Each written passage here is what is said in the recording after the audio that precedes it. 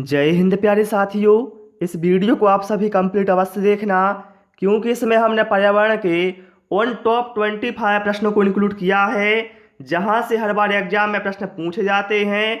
इसलिए आप सभी से रिक्वेस्ट है वीडियो कंप्लीट देखना, और आप लोग इन 25 में से कितने प्रश्नों के सही जवाब देते हैं वो हमें कमेंट बॉक्स में अवश्य बताना। तो चलिए भाई, हम शुरू करते हैं प्रश्न क्रमांक 1 से। कहा गया है कई प्रतिरोपित पौधे इसलिए नहीं बढ़ते क्योंकि ऑप्शन है नई मिट्टी में इष्ट खनिज पदार्थ नहीं रहते हैं, अधिकांश मूल रोम नई मिट्टी को सख्ती से जकड़ लेते हैं, प्रतिरोपण के दौरान अधिकांश मूल रोम नष्ट हो जाते हैं, या फिर प्रतिरोपण के दौरान पत्तियां क्षतिग्रस्त हो जाती हैं। देखिए, प्रतिरोपण का मतलब क्या होता है? एक पौधे को एक जगह से दूसरी जगह पर रोपित करना प्रतिरोपण कहलाता है। तो प्रतिरोपित पौधे बढ़ते नहीं हैं कभी कभी। क्यों नहीं बढ़ते? क्योंकि प्रतिरोपण के दौरान साथियों पौधे के अधिकांश मूल रोम नष्ट हो जाते हैं। तो यहाँ पर करेक्ट आंसर हमारा ऑप्शन सी के साथ चला जाएगा। प्रश्न क्रमांक 2 पर आते हैं। सर्वाधिक जैव विविधता पाई जाती है शांत घाटी में, सुरमा घाटी में, कश्मीर घाटी में, या फिर फूलों की घाटी में। तो ध्यान रखना, सर्वाधिक जैव विविधता शांत घाटी, जिसे साइलेंट वैली या फिर मौन घाटी कहा जाता है, यहीं पर पाई जाती है। दूसरा प्रश्न बनता है कि शांत घाटी कहाँ पर है? तो भैया शांत घाटी कहाँ पर है? तो ये है केरल में। ओके। प्रश्न क्रमांक 3, और आप सभी से रिक्वेस्ट है वीडियो पसंद आए तो वीडियो को लाइक और शेयर अवश्य कर दें। कहा गया है पॉलीथीन की थैलियों को नष्ट नहीं किया जा सकता क्योंकि वे बनी होती हैं ना टूटने वाले अणुओं से, कार्बनिक यौगिकों से, पॉलीमर से, या फिर प्रोटीन से। देखिए, हम सभी जानते हैं जो पॉलीथीन है ये कितनी हानिकारक है, और इन थैलियों को नष्ट नहीं किया जा सकता क्योंकि यह थैलियां हैं यह बनी होती हैं पॉलीमर से।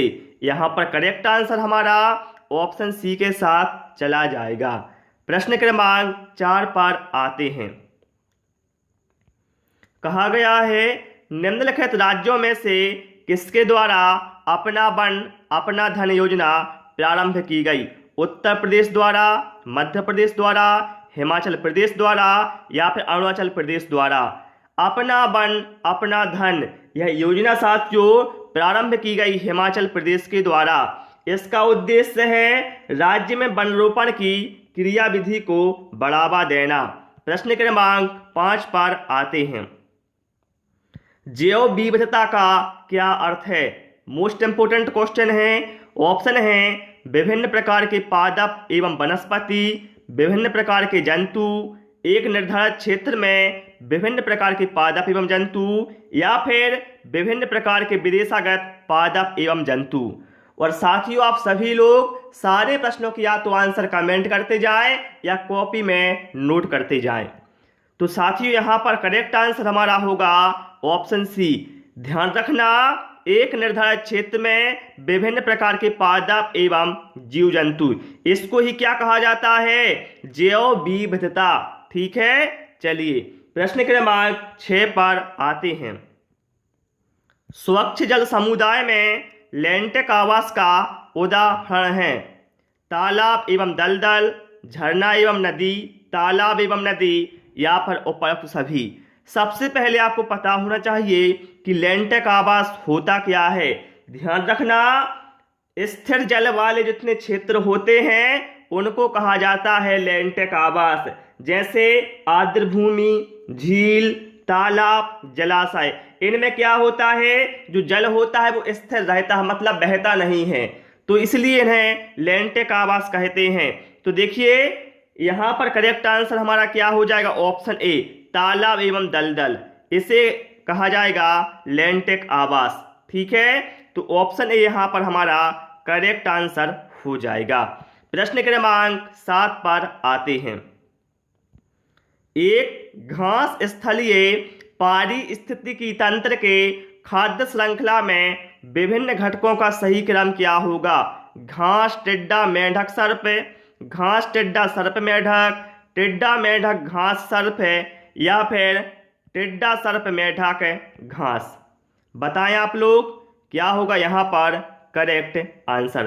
तो ध्यान रखना, पहले क्या होगा साथियों, जो घास होगी, घास को कौन खाएगा भैया? घास को टिड्डा खाएगा। टिड्डे को कौन खाएगा? मेंढक खाएगा। और मेंढक को खाएगा सर्प।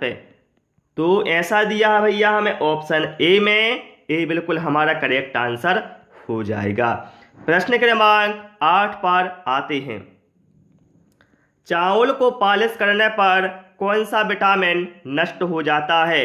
एस्कॉर्बिक अम्ल, थायरोक्सिन, कैल्सीफेरॉल, या फिर थायमिन। तो साथियों, चावल को पॉलिश करने पर विटामिन B1 नष्ट हो जाता है, जिसका रासायनिक नाम थायमिन होता है। इसलिए यहाँ पर राइट आंसर हमारा ऑप्शन डी के साथ चला जाएगा। प्रश्न क्रमांक 9 पर आते हैं। वन्य प्राणी सप्ताह प्रतिवर्ष मनाया जाता है। नवंबर के प्रथम सप्ताह में, अगस्त के प्रथम सप्ताह में, अक्टूबर के प्रथम सप्ताह में, या फिर जुलाई के प्रथम सप्ताह में। तो ध्यान रखना साथियों, वन्य प्राणी सप्ताह प्रतिवर्ष अक्टूबर के प्रथम सप्ताह में मनाया जाता है। इसलिए यहाँ पर हमारा करेक्ट आंसर ऑप्शन सी के साथ चला जाएगा। प्रश्न क्रमांक 10 पर आते हैं। किस राष्ट्रीय उद्यान को पूर्व में हेली राष्ट्रीय उद्यान कहा जाता था? जिम कॉर्बेट राष्ट्रीय उद्यान, राजाजी राष्ट्रीय उद्यान, दुधवा राष्ट्रीय उद्यान, या फिर उपरोक्त में से कोई नहीं। तो साथियों, जो जिम कॉर्बेट राष्ट्रीय उद्यान है, इसको पूर्व में हेली राष्ट्रीय उद्यान कहा जाता था। करेक्ट आंसर हमारा ऑप्शन ए के साथ चला जाएगा। और पूछा जाए ये है कहां पर भैया, तो ये उत्तराखंड में है। कहां पर है? उत्तराखंड में है। इसकी स्थापना 1935 में की गई थी, ये भी आप ध्यान रखना। प्रश्न क्रमांक 11 पर आते हैं। कहा गया है महासागर पृथ्वी पृष्ठ के अधिकांश जगह आवृत किया है, जो है लगभग। बताना है जो महासागर है यह पृथ्वी पृष्ठ के कितने भाग पर हैं? 3/4, 1/4, 1/2, या फिर 2/3। तो भैया ये 2/3 भाग पर हैं। यहाँ पर करेक्ट आंसर हमारा ऑप्शन डी के साथ चला जाएगा।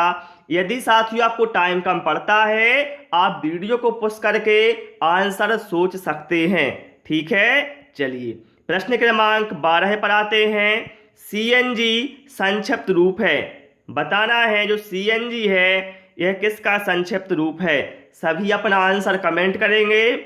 तो भैया CNG संक्षिप्त रूप है कॉम्प्रेस्ड नेचुरल गैस का। यहाँ पर करेक्ट आंसर ऑप्शन बी के साथ चला जाएगा, जिसे हिंदी में कहा जाता है संपीड़ित प्राकृतिक गैस। ठीक है, यह जो गैस है यह अन्य ईंधनों की अपेक्षा पर्यावरण को कम प्रदूषित करती है। ओके, चलिए प्रश्न क्रमांक 13 पर आते हैं। अधिकांश पेड़ पौधे कहाँ पाए जाते हैं?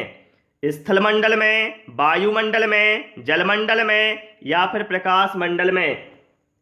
तो भैया मेरे अधिकांश पेड़ पौधे पाए जाते हैं स्थल मंडल में, क्योंकि स्थल मंडल में पेड़ पौधों के लिए अनुकूल वो परिस्थितियां जैसे मिट्टी, जल आसानी से उपलब्ध हो जाते हैं। ठीक है, चलिए प्रश्न क्रमांक 14 पर आते हैं।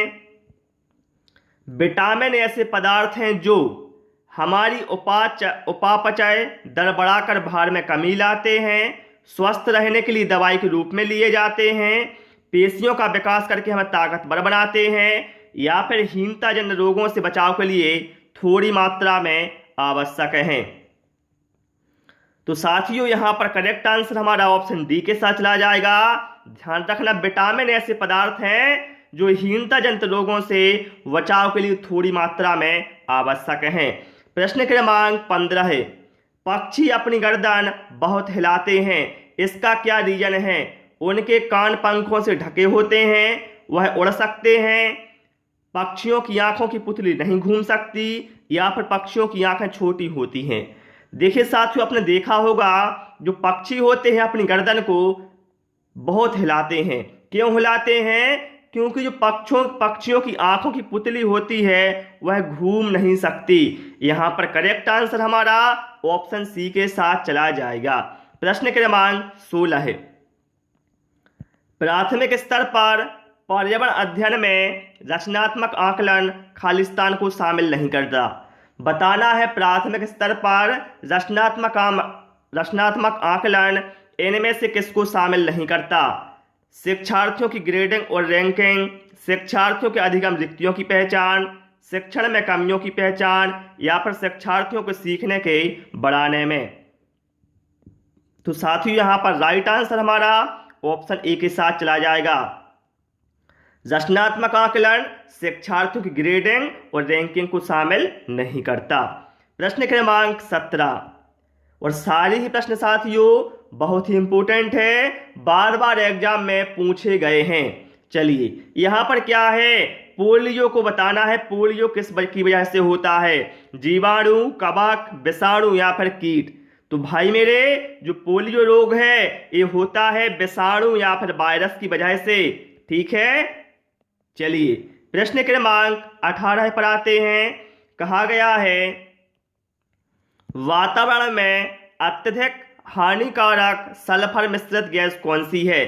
देखिए यहां पर ए बी सी थोड़ा ऊपर नीचे हो गए हैं तो उसमें कोई प्रॉब्लम नहीं है, हमें मतलब है करेक्ट आंसर से। तो भैया वातावरण में अत्यधिक हानिकारक सल्फर मिश्रित गैस कौन सी है? H2S। मतलब क्या होता है इसका? इसका मतलब होता है हाइड्रोजन सल्फाइड। ठीक है, चलिए प्रश्न क्रमांक 19, लौंग एवं केसर पौधे के किस भाग से प्राप्त होते हैं? जड़, फूल, तना या फिर फल? तो साथियों लौंग एवं केसर पौधे के फूल वाले भाग से प्राप्त होते हैं। यहां पर हमारा करेक्ट आंसर ऑप्शन बी के साथ चला जाएगा। ठीक है, चलिए प्रश्न क्रमांक 20 पर आते हैं। कहा गया है यदि पृथ्वी पर पाई जाने वाली वनस्पतियां मतलब पेड़ पौधे समाप्त हो जाएं तो किस गैस की कमी होगी? बहुत ही शानदार प्रश्न है। कार्बन डाइऑक्साइड, जल वाष्प, नाइट्रोजन या फिर ऑक्सीजन? देखिए भैया हम सभी जानते हैं जो पेड़ पौधे हैं वो हमें जीवनदायिनी गैस है ऑक्सीजन देते हैं। अब भैया जब पेड़ पौधे क्या हैं समाप्त ही हो जाएंगे तो क्या हो जाएगा? ऑक्सीजन गैस की कमी हो जाएगी ना। यहां पर करेक्ट आंसर हमारा ऑप्शन डी के साथ चला जाएगा। इसके बाद आते हैं हम प्रश्न क्रमांक 21 पर।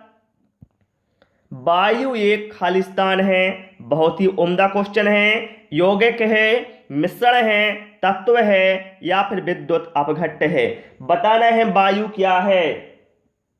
तो भैया वायु क्या है? भैया वायु एक मिश्रण है। क्या है भैया? वायु एक मिश्रण है। ये ध्यान रखना, वायु क्या है? विभिन्न गैसों का एक मिश्रण है। ठीक है, चलिए प्रश्न क्रमांक 22 पर आते हैं। अपक्षय क्या है? अपक्षय का विचार संबंधित है पृथक हुए पदार्थों के संग्रह से, मौसम में दैनिक परिवर्तन, एक प्राकृतिक क्रिया जो चट्टानों को सूक्ष्म कणों में विभक्त करती है, या फिर उपयुक्त में से कोई नहीं। ध्यान रखना साथियों, अपक्षय चट्टानों की टूट फूट की एक क्रिया है जिसके अंतर्गत चट्टानें विघटन तथा वियोजन द्वारा ढीली पड़ जाती हैं और विकीर्ण होकर अपने स्थान पर ही बिखर जाती हैं। इसको ही कहा जाता है अपक्षय। तो यहां पर करेक्ट आंसर भैया हमारा ऑप्शन सी के साथ चला जाएगा। ठीक है, चलिए प्रश्न क्रमांक 23।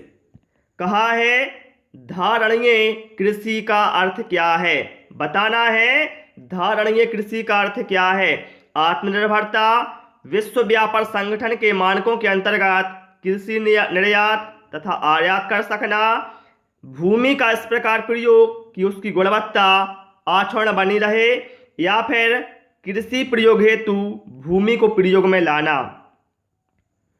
तो साथियों यहां पर करेक्ट आंसर हमारा ऑप्शन सी के साथ चला जाएगा। धारणीय कृषि का मतलब होता है कि भूमि का आप इस प्रकार से प्रयोग करें कि उसकी गुणवत्ता अच्छी तरह से बनी रहे। ठीक है, चलिए प्रश्न क्रमांक 24। और भैया आप सभी लोग कमेंट अवश्य करना कि आपने 25 में से कितने क्वेश्चन सही किए हैं, बिल्कुल ईमानदारी से। ठीक है, क्या है भैया यहाँ पर, राष्ट्रीय पर्यावरण अभियांत्रिकी शोध संस्थान जिसे कहा जाता है नीरी, ये अवस्थित बताना है कहां पर है। कई बार एग्जाम में पूछा गया क्वेश्चन है। तो भैया कहां पर है, बेंगलोर, नागपुर, हैदराबाद या फिर दिल्ली में। तो भैया ये कहां पर है, ये है भैया नागपुर में। तो यहां पर करेक्ट आंसर हमारा ऑप्शन बी के साथ चला जाएगा। प्रश्न क्रमांक 25 पर आते हैं।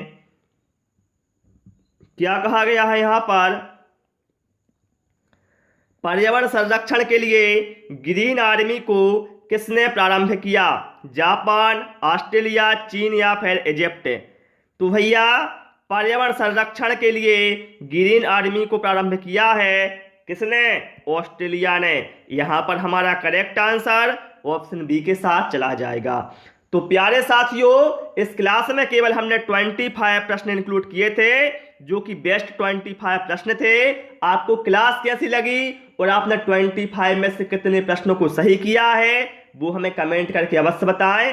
क्लास पसंद आए हो साथियों तो सभी से रिक्वेस्ट है वीडियो को लाइक और शेयर अवश्य करें और नए नए वीडियो पाने के लिए चैनल को सब्सक्राइब करें।